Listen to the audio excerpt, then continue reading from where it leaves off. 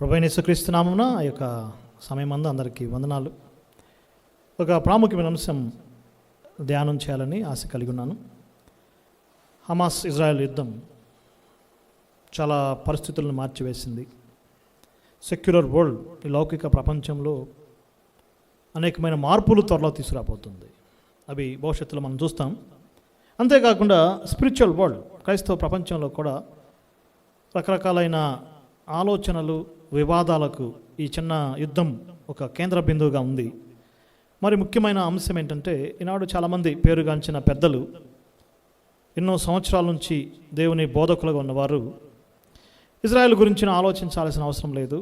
ఇజ్రాయెల్ను దేవుడు విడిచిపెట్టేశాడు, ఇజ్రాయెల్ను శపించేశాడు, వారు శాపగ్రస్తులు అయిపోయారు, వారిని దేవుడు పట్టించుకోవాడు. కాబట్టి వాళ్ళ గురించి మనం పట్టించుకోవాల్సిన అవసరం లేదు, వాళ్ళకు సపోర్ట్ చేసే దేశాల గురించి కూడా మనం ఆలోచించాల్సిన అవసరం లేదని ఈ మధ్య ఎక్కువగా బోధించడం నేను చూశాను. సరే, ఏంటి లేఖనాలను పరిశీలన చేస్తే మంచిదే కదా అని ఆలోచన చేస్తే, ఆ యొక్క సహోదరులు చెప్పేది వాస్తవమే. ఇశ్రాయేలు జాతి క్రైస్తవులను హింసిస్తున్నారు, క్రైస్తవులను ద్వేషించారు, క్రైస్తవ వ్యతిరేకులుగా ఉన్నారు, సువార్తకు ఆటంకాలుగానే ఉన్నారు, ఇప్పటికీ ఉన్నారు. క్రీస్తు ప్రభు కాలంలో ఉన్నారు, పౌలు కాలంలో ఉన్నారు, తర్వాత శతాబ్దాల్లో ఉన్నారు. వారు అట్లానే ఉన్నారా అంటే, ఇదే లేఖన భాగాల్లో కొన్ని ప్రాముఖ్యమైన వాక్యాలు మనం చదవటం ఎంతైనా మంచిదని ఆసక్తి కలిగి ఉన్నాను. మత్తయి సువార్త ఆరంభంలో యేసు ప్రభు వారు యెరూషలేము గురించి ఆయన గొప్పగా మాట్లాడాడు. అది మహారాజు పట్టణం అన్నాడు. అదే మత్తయి సువార్త చివరిలో యేసు ప్రభు వారు యెరూషలేము గురించి విలపించాడు. 23వ అధ్యాయంలో, యెరూషలేమా యెరూషలేమా, ప్రవక్తను చంపుచుండుదానా, నీకు శ్రమ అన్నాడు. తర్వాత ఆయన అంతకు ముందుగానే, నీళ్లు నీకు పాడుగా విడవబడింది అన్నాడు. యేసు ప్రభు వారు ఇశ్రాయేలు జాతి కొరకు రక్షకుడుగా, మెస్సయాగా రాజ్య పాలన చేయడానికి వచ్చాడు. వారు ఆయన అంగీకరించలేదు. ఆయన తన సొకీల యొద్దకు వచ్చిన వారిని అంగీకరించలేదు. ఆయన యొక్క సేవా పరిచర్య ముగింపుకు వచ్చేసరికి ఇశ్రాయేల్ జాతి మొత్తం ఆయన నిరాకరించింది. కైసర్నే కోరుకున్నారు. కైసరే మాకు చక్రవర్తి అన్నారు. యేసు ప్రభుని సిలువకు అప్పగించారు. పిలాతు గారు తన చేతులు కడుక్కున్నాడు. ఈ పాపం నా మీద, నా పిల్లల మీద ఉండకూడదన్నాడు. ఆ యొక్క సమూహంలో ఉన్న శాస్త్రులు, పెద్దలు, పరిశీలి, రిప్రజెంటేటివ్ ఆఫ్ నేషన్, ఆ జాతి మొత్తానికి గుర్తుగా ఉన్న ఆ నాయకులందరూ ఆ పాపం మా మీద, మా పిల్లల మీద ఉండాలని కోరుకున్నారు. కాబట్టి యేసుప్రభువు వారు సిలువను మోసుకునేటప్పుడు, నా కోసం ఏడవద్దు, మీకోసం, మీ పిల్లల కోసం ఏడవండి అని చెప్పాడు. ఎగ్జాక్ట్గా AD 70 మీరు మీ పిల్లలు, ఒక జనరేషన్ గ్యాప్ టైంలో యెరూషలేము ధ్వంసం చేపట్టడం, దేవాలయం ధ్వంసం చేపట్టడం, ఇశ్రాయేలు జాతి చెదిరిపోవటం జరిగింది. ఈ మధ్యకాలంలో AD 30 నుంచి దాదాపుగా AD 33 నుంచి AD 70 వరకు సువార్త ప్రకటించబడింది. యేసుప్రభు వారు వెళ్ళిపోతూ బ్లూ ప్రింట్ ఇచ్చాడు. యెరూషలేము, యోదయ, సమరయ, బూదిగంతాలు, ఎగ్జాక్ట్గా అపోస్తలులు అదే బ్లూ ప్రింట్ ప్రకారం సువార్త ప్రకటించారు. యెరూషలేములోను మొదటి 7 అధ్యాయాలు అపోస్తల కార్యం, యోదయ, సమరయ 8-9 అధ్యాయాలు, బూదిగంతాలు 10 అధ్యాయం నుంచి ఎగ్జాక్ట్గా సువార్త ప్రకటించారు. సువార్త ప్రకటించడానికి స్టార్టింగ్ పాయింట్ యెరూషలేమే. అందుకే మొదటి 7 అధ్యాయాలు యెరూషలేం యెరూషలేం యెరూషలేం.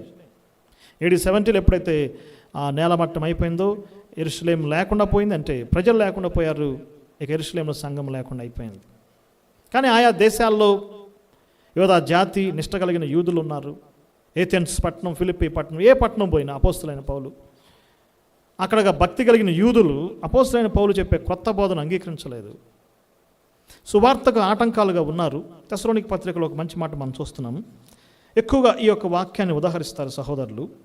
తెస్సలోనిక రాసిన మొదటి పత్రిక 2వ అధ్యాయంలో, ఏ పట్టణం పోయినా, యెరూషలేములో అంతే జరిగింది. సౌలు గారు కూడా ప్రభువు నమ్మక ముందు సంఘమును అప్రతిమ హింసించాడు, క్రైస్తవులను ఆయన హింస పెట్టాడు, దోషకుడుగా, హింసకుడుగా హానికి అడుగున్నాడు. కానీ ప్రభు మార్చాడు కృపచేత.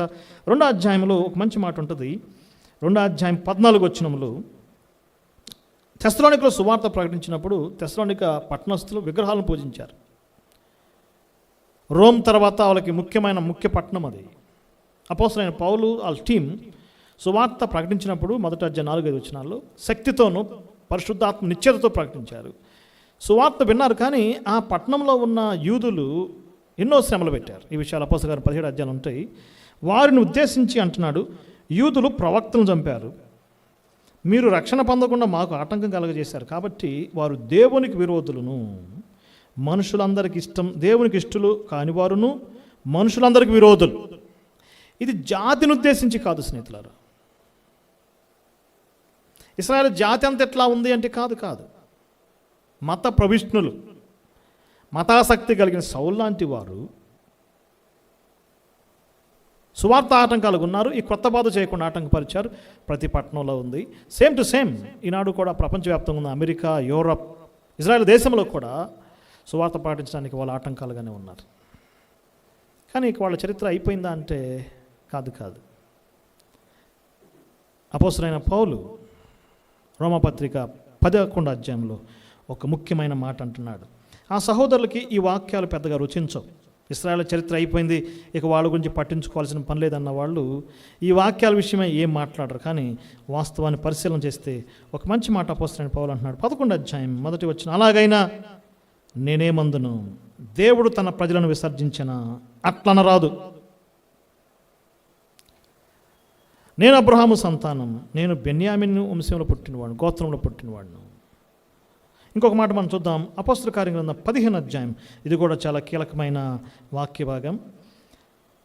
అనుజనులు నమ్ముకోవటం ఎక్కువైపోయింది, ఇశ్రాయేలు నమ్ముకోవటం తక్కువైపోతుంది. పౌలు, బర్నబా విస్తృతంగా ఈ దేశాలు తిరిగి సువార్త ప్రకటిస్తున్నారు. చాలామంది అనుజనులు నమ్ముకుంటున్నారు. అనుజనుల సంఖ్య ఎక్కువైపోతుంది, ఇశ్రాయేలు సంఖ్య తక్కువైపోతుంది. దేవుడు అనుజనుల వైపు తిరుగుతున్నాడు. కాబట్టి అపోస్తులందరికీ ఒక కలవరం వచ్చింది. దీన్ని ఎట్లయినా మనం ఆలోచన చేయాలని ఒక పెద్ద కౌన్సిల్ ఏర్పాటు చేసుకున్నారు. అందులో ఆ యొక్క యాకోబు గారు, యేసుప్రభు బ్రదర్ అయిన యాకోబు గారు అన్న మాట చాలా శ్రేష్టమైన మాట. 15వ వచనం 14 నుంచి చదువుతున్నాను. సహోదరులారా, నా మాట వినుడి. అన్ని జనుల నుండి దేవుడు తన నామం కొరకు ఒక జనమును ఏర్పాటు చేసుకున్నాడని ముందుగా మనం చూసాం. పేతురు వివరించాడు. అటు తర్వాత నేను వస్తాను, పడిపోయిన దావీదు గుడారం తిరిగి కడతాను. అనుజనుల నుంచి దేవుడు తన కొరకు ఒక జనాంగాన్ని, సంఘం అనేది ఫామ్ అవుతుంది. ఈ సంఘ కార్యక్రమం జరిగిన వెంటనే, ఈ ప్రోగ్రాం అయిన తర్వాత పడిపోయిన దావీదు గుడారం తిరిగి లేవనెత్తుతాను. హోషేయ గ్రంథం, ఆమోసు గ్రంథం 9వ అధ్యాయంలో ఉన్న వచనాన్ని కోట్ చేశాడు.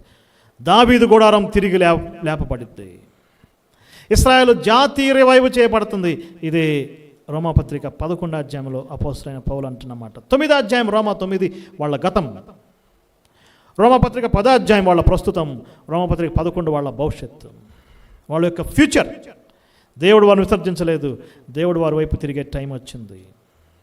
ఈ వాక్యాలని ఆ సహోదరులు యాక్సెప్ట్ చేయరు. ఎందుకంటే వారికి మరలా భవిష్యత్తు ఉందంటే, మరలా వారి కొరకు ప్రభు వస్తాడంటే వారు ఒప్పుకోరు.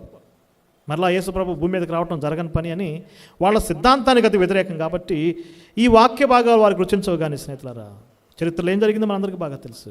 వాళ్ళ జాతి ఏర్పడటం, లేఖనాల ప్రకారం ఆయా దేశాల నుంచి సమకూర్చబడటం, యుద్ధాల మధ్య వారు చెక్కబడటం, సమస్త జనుల చేత వారు దేశించబడటం.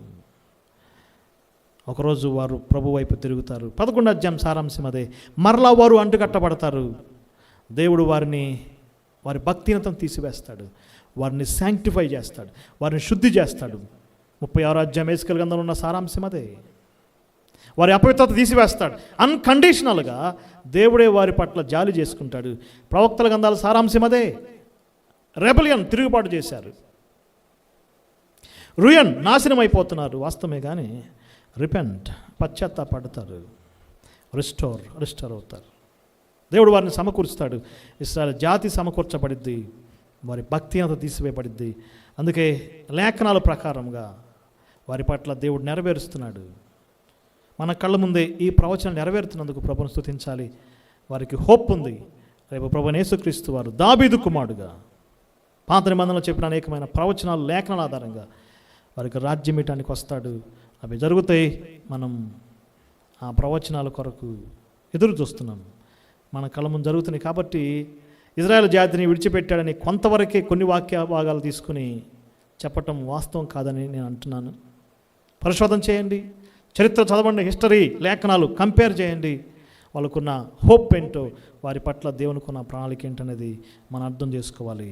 ఇవన్నీ దేవుడు తన ప్రణాళికలు ఏర్పాటు చేసుకున్నాడు. అందుకే రోమపత్రిక 11:33 అంటాడు, ఆహా, దేవుని బుద్ధి జ్ఞాన బాహుళ్యం ఎంతో గంభీరము, ఆయన తీర్పులు శోధింపన సఖ్యములు, ఆయన మార్గములు అగమ్య గోచరములు. ప్రభు మనసు ఎరిగిన వాడేవాడు, ఆయనకు ఆలోచన చెప్పగలిగిన వాడేవాడు, ముందుగా ఆయనకిచ్చి ప్రతిఫలం పొలగిన వాడేవాడు.